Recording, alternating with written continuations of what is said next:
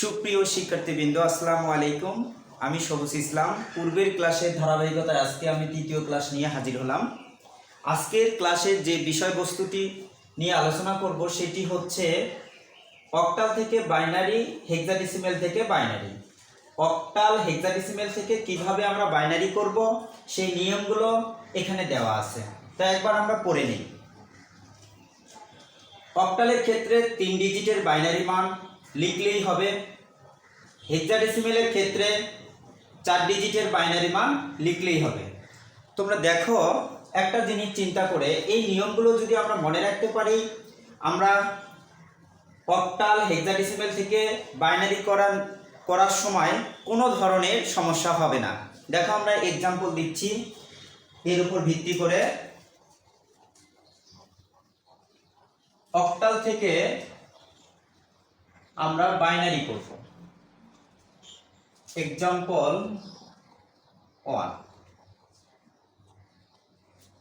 672.45 8 থেকে আমরা করব হচ্ছে 2।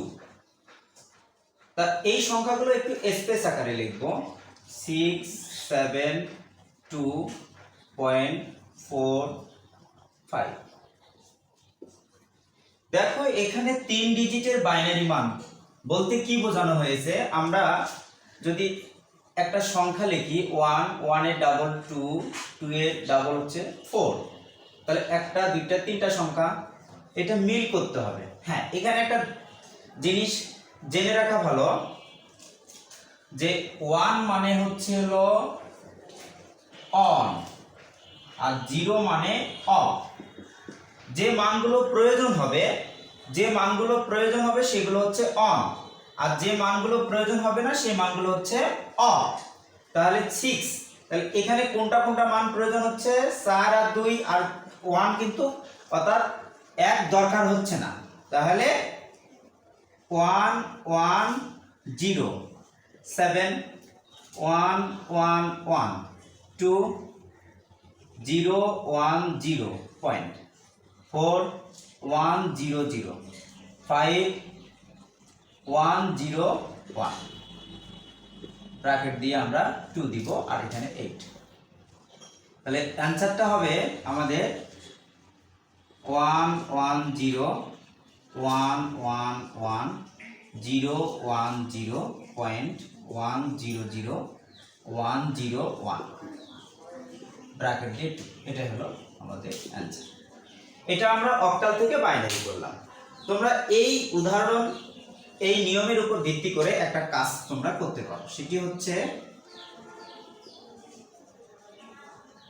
724.56।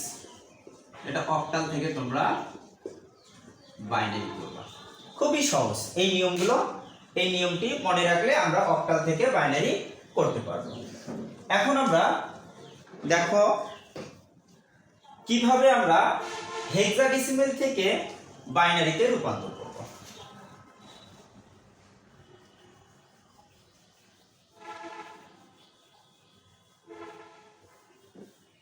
হেক্সাডেসিমেল থেকে বাইনারিতে করার সময় আমরা 4 ডিজিটের বাইনারি মান লিখলেই হবে। দেখো, হেক্সাডেসিমেল টু বাইনারি।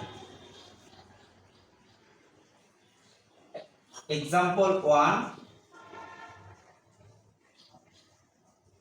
EB.18 এই সংখ্যাটি হেক্সাডেসিমেল থেকে আমরা বাইনারি করব। তবে একটা জিনিস আমরা জানি, এর পূর্বের ক্লাসে এই জিনিসগুলো আমি জানিয়েছি, সেটা হচ্ছে A মানে 10, B মানে 11, C মানে 12, D মানে 13, E মানে 14 আর F মানে হচ্ছে হলো 15। তা আমরা ওই অনুযায়ী লিখব। দেখো, EB.18 আর ওই সংখ্যাটা এইভাবে লিখব 1 2 4 5 8। অর্থাৎ ডাবল মানগুলো লিখব। তা দেখো এখানে ই মানে কত 14, আমরা পেজটা দিই 16, 14 তে কত ই, তাহলে এখানে কোনটা কোনটা যোগ করলে 14 হয়, 8 4 12, 12 13 14, 1 1 1 0। বি মানে কত 11, তাহলে 8 2 10 আর 11, তাহলে 1 0 1 1 দশমিক 1 0 0 0 1। এফ মানে 15, এফ মানে কত 15, 15 মানে হচ্ছে এখানে সবগুলো লিখতে হবে, সব মান দরকার আছে। তাহলে অ্যানসারটা কিভাবে লিখবো আমরা, 1 1 1 0 1 0 1 1.0001 1 1 1 1 ব্র্যাকেট দিয়ে আমরা 2 লিখব। এটা আছে।